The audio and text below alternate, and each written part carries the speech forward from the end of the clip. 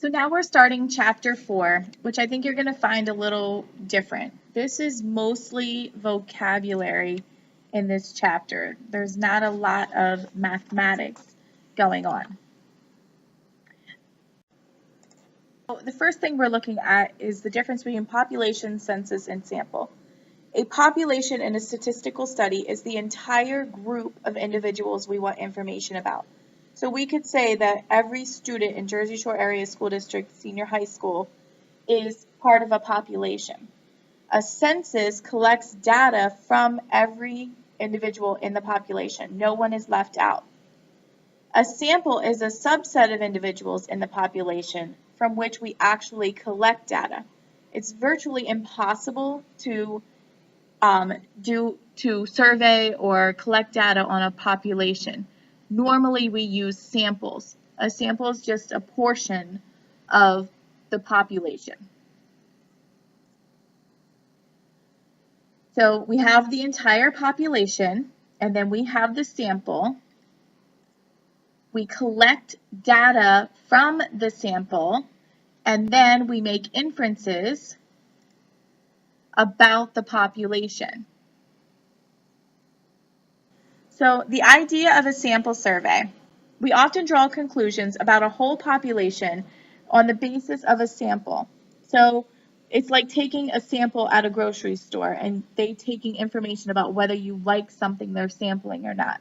They're going to take the people that actually do the sample and decide whether it's something they should have in stock or not.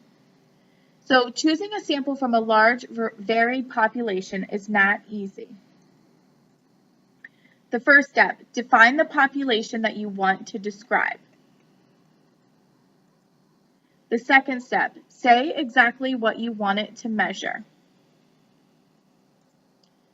A sample survey is a study that uses an organized plan to choose a sample that represents some specific population. Step 3 is decide how to choose a sample from the population. So there's lots of ways to sample poorly. So how can we choose a sample that we can trust to represent the population? There are a number of different methods to select samples. First,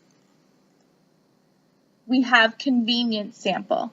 Choosing individuals from the population who are easy to reach results would be a convenience sample. If I just sampled everyone in my classes, that's a convenience sample for myself. It's not a complete representation of the entire school. Convenience samples often produce unrepresentative data. Why? Because the design of a statistical study shows bias if it would consistently underestimate or consistently overestimate the value you want to know. Students in my class are not representative of the entire school because I have 3 college-level classes. Certainly not most of the students in this school are going to college, or not all of them.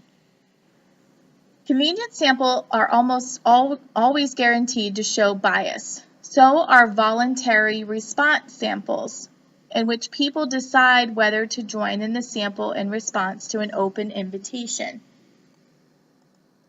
A voluntary response sample consists of people who choose themselves by responding to a general invitation. Think of like the Sun Gazette has polls out there, or people put Twitter polls out there.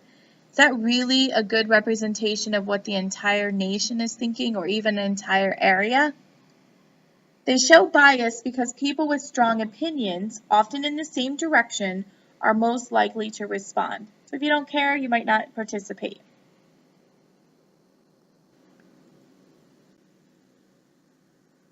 So how do we sample well?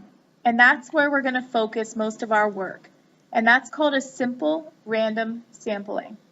A sample chosen by chance rules out both favoritism by the sampler and self-selection by the respondents.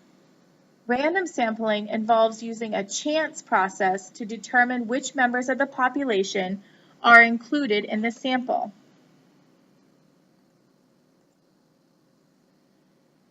A simple random sample, which we'll use SRS from now on, of size n is chosen in such a way that every group of n individuals in the population has an equal chance to be selected as the sample. In practice, most people use random number generated by a computer or calculator to choose samples. If you don't have technology handy, you can use a table of random digits, which we can find in the back of our book.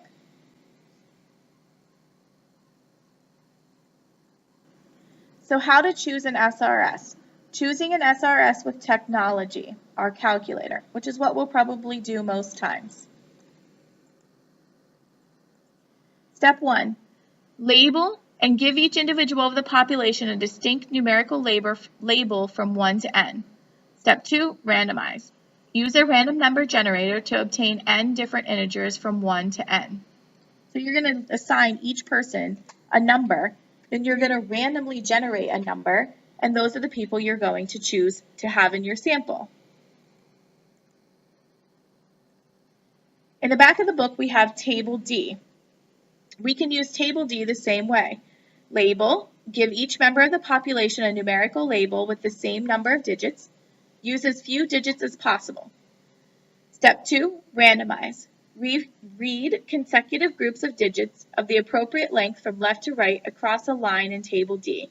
Ignore any groups of digits that weren't used as a label or that duplicates a label already in the sample. Stop when you have chosen n different labels. So if we're looking for 10 different people, once we get 10 unique numbers, we're done. Your sample contains the individuals whose label you find.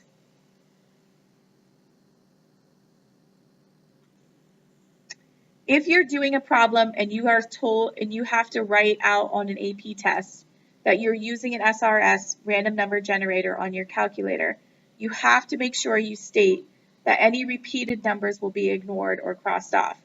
You have to make sure you state that. So we're going to use an example. Use Table D at line 130 to choose an SRS of 4 hotels.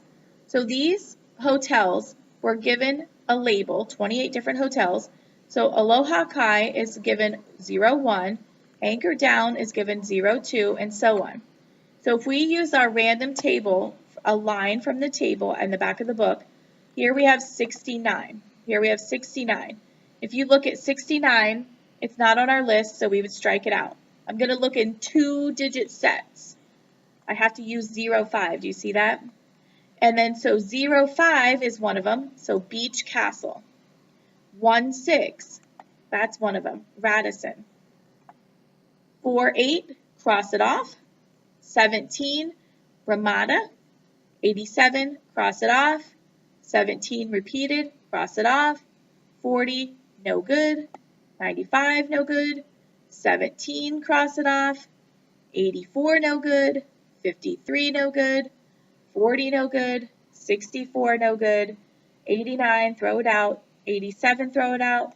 Finally, we have 20, so that would be C Club.